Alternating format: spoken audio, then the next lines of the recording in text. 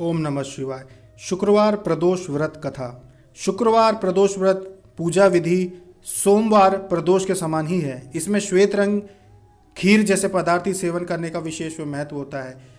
सूत जी बोले, प्राचीन काल की बात है, एक नगर में 3 मित्र रहते थे। तीनों में ही घनिष्ठ मित्रता थी। उनमें एक राजकुमार, दूसरा ब्राह्मण पुत्र और तीसरा सेठ का पुत्र था। राजकुमार व ब्राह्मण पुत्र का विवाह हो चुका था। सेठ पुत्र का विवाह के बाद गोना नहीं हुआ था। एक दिन तीनों मित्र आपस में स्त्रियों की चर्चा कर रहे थे। ब्राह्मण पुत्र ने नारियों की प्रशंसा करते हुए कहा कि नारीहीन घर भूतों का डेरा होता है। सेठ पुत्र ने यह वचन सुनकर अपनी पत्नी को लाने का तुरंत निश्चय किया। सेठ पुत्र अपने घर गया और अपने माता पिता को अपना निश्चय बताया। उन्होंने बेटे से कहा कि इस समय शुक्र देवता डूबे हुए हैं। इन दोनों बहू बेटियों को उनके घर से विदा कर लाना शुभ नहीं होता, अतः शुक्रोदय के बाद तुम अपनी पत्नी को विदा कर लाना। सेठ पुत्र अपनी जिद से टस से मस न हुआ और अपनी ससुराल जा पहुंचा। सास ससुर को उसके इरादे का पता चला। उन्होंने भी उसे समझाने की कोशिश की, किंतु वह नहीं माना।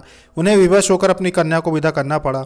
ससुराल से विदा होकर पति पत्नी नगर से निकले ही थे कि उनकी बैलगाड़ी का पहिया टूट गया और एक बैल की टांग टूट गई। पत्नी को भी काफी चोट आई।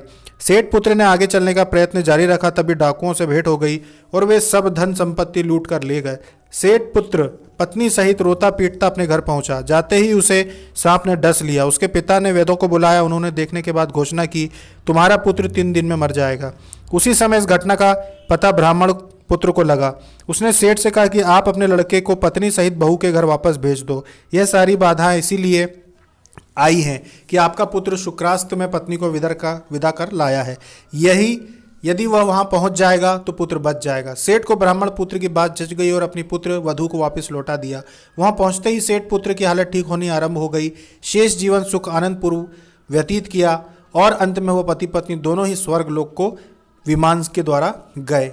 ये था शुक्रवार के प्रदोष व्रत को करने का लाभ। इसी तरह से सभी प्रदोष व्रतों को जब आप करते हैं, भगवान शिव माँ पार्वती से प्रार्थना करके कि आपके सभी पूर्व के पाप नष्ट हो जाएं और आपको मोक्ष प्रदान हो, तो वह अवश्य ही भगवान शिव और माँ पार्वती आपको प्रदान करते हैं। सभी दिन के जो प्रदोष व्रत आते हैं वो आपको करने चाहिए। और 7 दिन के प्रदोष व्रत की कथा हम वीडियो के माध्यम से आपको बना के प्लेलिस्ट बना रहे हैं प्रदोष व्रत कथाएं के नाम से। आप उसमें से जब भी जो भी प्रदोष व्रत आता है कथा को प्ले करके सुन के और भगवान शिव की आरती करके प्रसाद ग्रहण कर सकते हैं। ओम नमः शिवाय।